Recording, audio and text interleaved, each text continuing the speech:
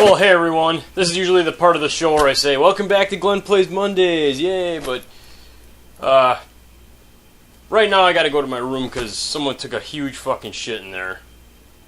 So why don't you follow me, we gotta go check it out. Well, anyway, this is... That's the bedroom, but nothing ever happened in there. Ha ha ha, sex joke, he's a nerd so he must not be getting any whatever. Anyway, this is my bedroom. And the big nasty shit I was talking about is right over here in this rack. Just look at this big pile of shit. What can I say? I collect crap like this even though it's worthless. It's almost like collecting used condoms, cigarette butts, and Pringles cans. It'd be just as valuable. Plug and play games were fucking terrible. There's a SpongeBob one. More SpongeBob ones. SpongeBob one's up the ass. That one's not terrible. It's a Namco one even though it still sucks. Well, this ain't a plug and play game. This is a Namco light gun. I just don't have a game for it, but we'll get to that eventually on Glenplays Mondays. It's actually pretty cool. Yeah, fucking plug-and-play games, man. Now, I could talk all day about plug-and-play games and give you all my opinions about how shitty I think they all are, but we just really want these two to take a look at, so let's head back to the kitchen area. Yeah, plug-and-play games. There's like a rule that I gotta play one of these once a year on Glenplays. I'm actually gonna dedicate a whole episode to plug-and-play games and list off every shitty thing I have to say about them. But just for starters, the Power Rangers movie's gonna come out soon. The Reboot.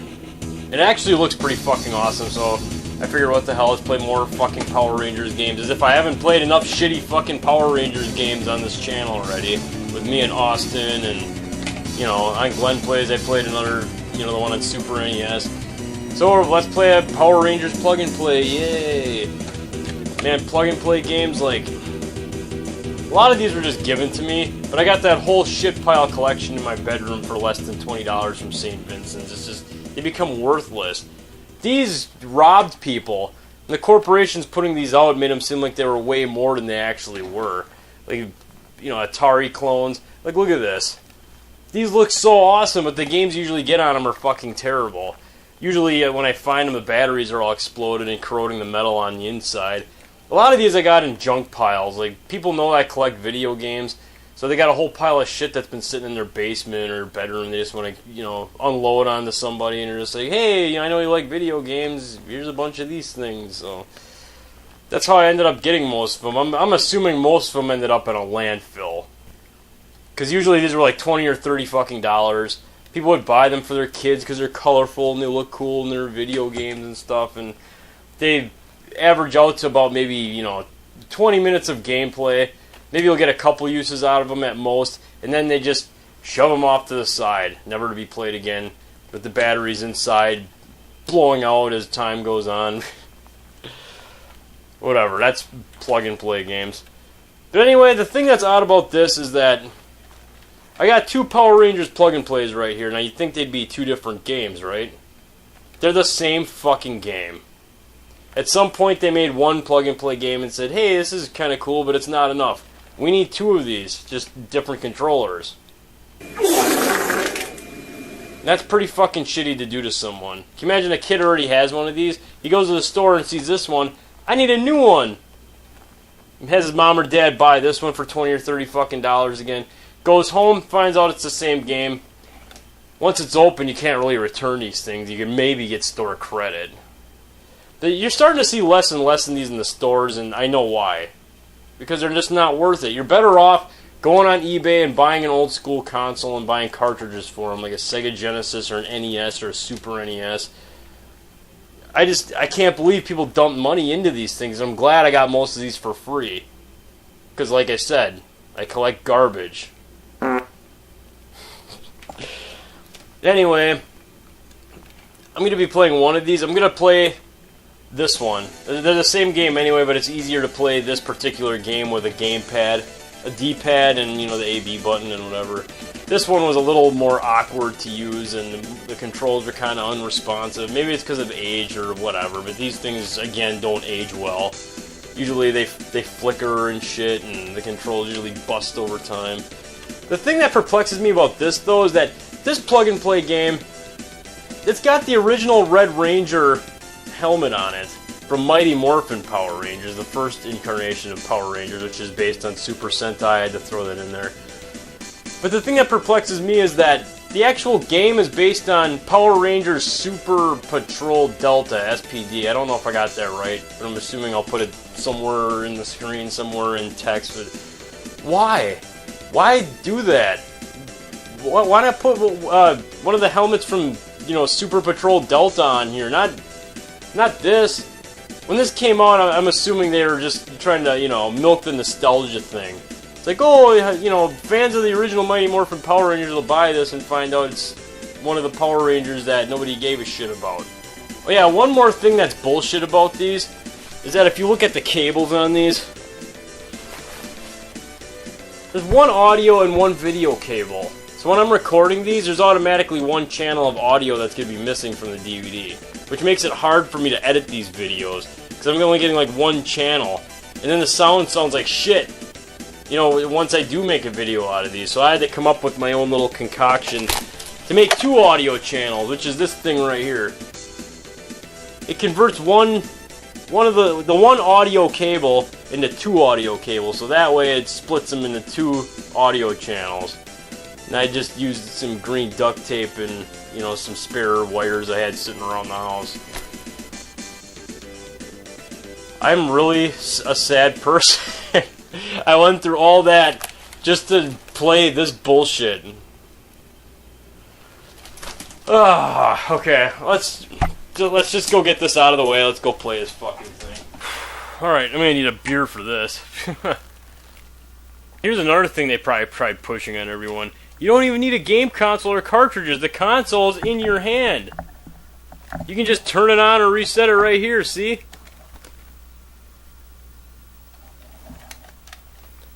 Jack's Pacific made this shit, huh?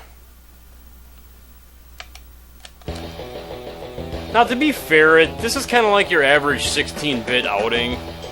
Only a little more mundane and a little more bland. Like, this game isn't terrible. It's not the worst game I've ever played. But it's really repetitive, and there's not much to it before you get sick of it and not want to play it anymore. It tries to offer up variety, but it's almost like a hollow variety. You'll see what I mean in a second. It doesn't really matter what ranger you pick on here, because every level is like pretty much the same. You do the same thing. You track down a monster, and there's some racing bullshit, and then there's a Megazord fight, and I don't know the story of Power Rangers S.P.D or whatever the fuck it is, so I'm just gonna skip this. I don't know who Hydrax is. Of course, I don't know who the Green Ranger is in this series either, but I love green. That's my favorite color, so.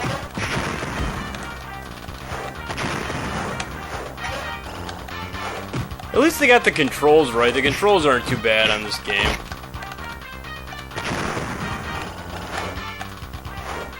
The other thing I don't like is he does not really run that fast. And I'm guessing those aren't putties or like something else. The controls are a little bit odd though. There's something in the garbage can. You know, double tapping right or left will, you know, make you do like this dash type deal, and then, you know, A is your average attack. B is jump. Double tapping B does a double jump. Holding A does that, like that Liu Kang bicycle kick type deal. And if you hold down and A, he like shoots shit. See? Shoots like a laser gun and shit. There's some cool elements here, even though they kind of fumbled the ball. Like there's these like little white things that you gotta get. I've been collecting them the whole time, but those like little flashing white things right there, you collect those, and right now it's telling me to tap A and B. If I press A and B together right now, I'll turn into this guy, whatever the fuck this is, but he gets more powerful and he can shoot shit. I don't really understand what this is though. Is he another ranger or something? But it uses up all the like gray orbs that you collected. It uses all those up once you turn into this guy. And there's no way to like turn back out of it, which is kind of shitty, but He's almost too powerful for something like this, though. He can take out enemies in like one hit and stuff. This almost reminds me of Michael Jackson's Moonwalker on the Sega Genesis. When you collect a shooting star in levels, you get to turn into like a big robot Michael Jackson. Yeah, like here's the boss type deal. Like I'm assuming that's Hydrax or whoever the fuck that is.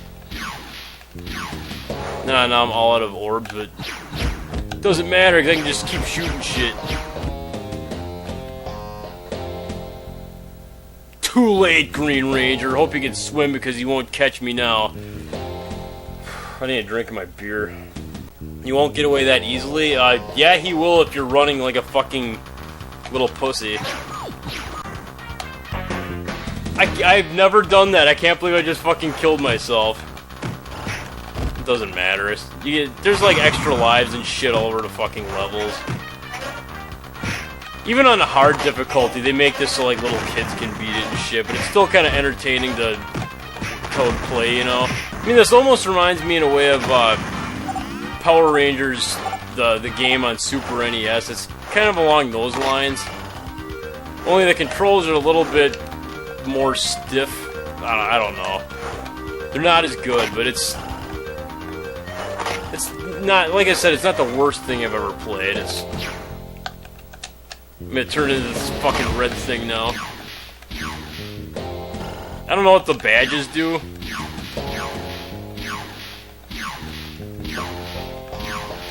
Yeah, this is a challenging boss, isn't it? You just keep fucking tossing him into the water.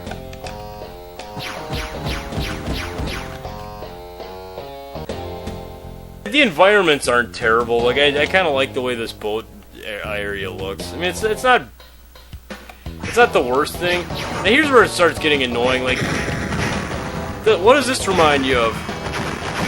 Right away, I was reminded of the fucking driving stages in Ghostbusters. Only there's enemies you can fight, which makes it kind of interesting. You can shoot lasers and shit. You can kick people. Like I said, I don't know anything about this Special Task Force Delta or whatever the fuck this incarnation of Power Rangers was called, but they must have had motorcycles or something in the show, I'm assuming. Now there's that fucking purple guy again. Is it Ivan Ooze? I do kind of like it that you can like shoot lasers. It's almost like a top-scrolling shooter game like Life Force in that aspect, just not as good. So I gotta give the designers credit for this, because it seems like they were trying, you know? But I'm not even gonna say that this is like anything that's fucking insanely wonderful, you know? Because it's just, you know, it's a shitty plug-and-play game, but I want to know, like, who the fuck designed some of these plug-and-play games, though? Like, some of them seem like they're out there. They're weird. Like this game, it seems like I almost want to say they're independent programmers or people that want to get their foot in the door of designing video games. So Jax Pacific hired these guys and said, here's your first venture into designing video games. Design something like this. And maybe that's what it was, and they did their best with it. Who knows, you know? But I'm sitting here talking shit about plug-and-play games constantly, and it's like, well, I kind of gotta feel bad for the people that designed some of this stuff, because some of it is kind of like original stuff that has elements from 16-bit games of, like, you know, yesteryear, the 90s. And that's something I kind of have to appreciate, because this game's not... It's a good attempt, I'll say that. I mean, if it came out in the 16-bit era, I probably wouldn't have really liked it. But, well, I don't really care for it now, but it's not like the worst thing I've ever played. I'm looking at it for what it is. It's designed for kids. You know, the story I just gave about independent beginner designers or whatever, maybe that was the case. Who knows? Yeah, take that. Shooting shit.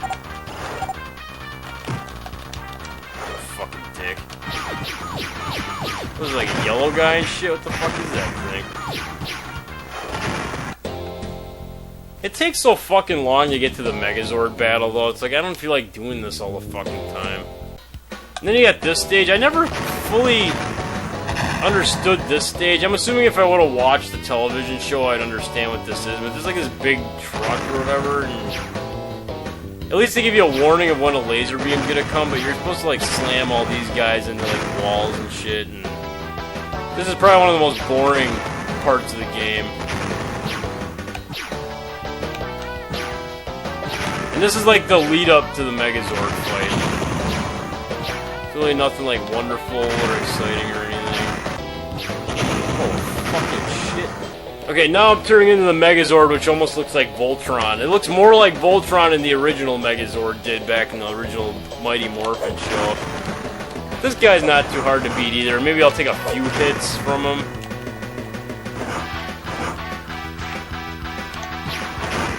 The controls for this level are really weird. Okay, now I can shoot a fireball at him and destroy him. I don't know what this is. I never understood this. Like, why is there a... I thought I was supposed to press something at a certain time, but it just doesn't explain. Maybe if I watched the show, I'd understand it, but I never watched S.P.D. And I conquered the Green Ranger stage. The thing that's odd, though, is, like, usually on a 16-bit game, it would say, like, you completed something. Once you beat a Ranger stage, it just starts over. The way they... I know it's just a shitty plug-and-play game, but...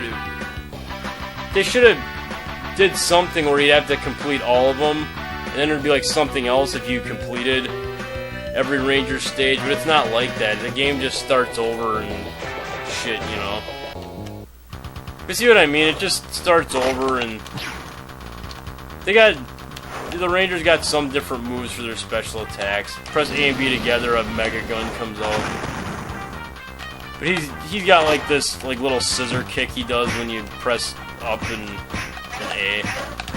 He still shoots, you know. Every Ranger does that. It's nothing too spectacular, you know.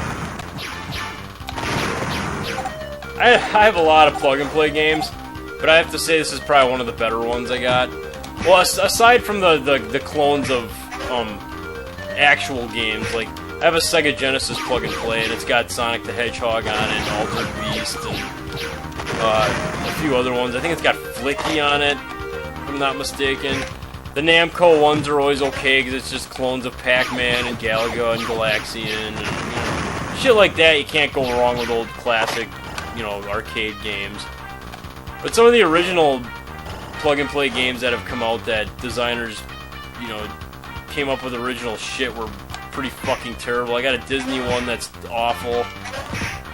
I got a Spider-Man one that's just piss poor. And the one thing I want to say is that it's really depressing how much some of these people have paid to have some of these brand new. Like, there's people that bought these things brand new. I can't wrap my head around that yet. Like, these things are $20, sometimes $30 new. I bought a Sega Genesis for $30 fucking with a game cartridge included. It boggles my fucking mind to no end. Whatever, I'm sick of this shit. Anyway, this was a Power Rangers plug-and-play game from Jakks Pacific. I don't have anything else to say about it than what I already said in the introduction and during the gameplay. I mean, if you're really interested in owning one of these, look on eBay. There's people selling boxes of these fucking things for $20. And this particular one, along with the other one with the joystick, with the Red Ranger head on it, I've seen them average out anywhere on eBay from $2 to $20 yet. Used! Don't buy these for $20 if they're used. They weren't worth that when they were new, okay? But ask around. Ask family members or people that you know with kids. They might have a box of these fucking sitting around that they just give you. Because that's how I acquired most of these. I didn't pay for most of these. They just kind of fell in my lap and I just kept them. Because I collect video games and weird, obscure things, so... there you go. So I thought I'd play one of these shitty things for you tonight, but, yeah. Go, Power Rangers, S.P.D, whatever. Anyway, if you like this, you want to see more from me, and you want some more Glenplays, just, you know, subscribe, get Glenified and all that good shit. Tune in next week. I'm going to play another Power Rangers game in honor of the movie that's coming out, because the movie looks fucking awesome and I can't wait for it. See y'all next week, guys.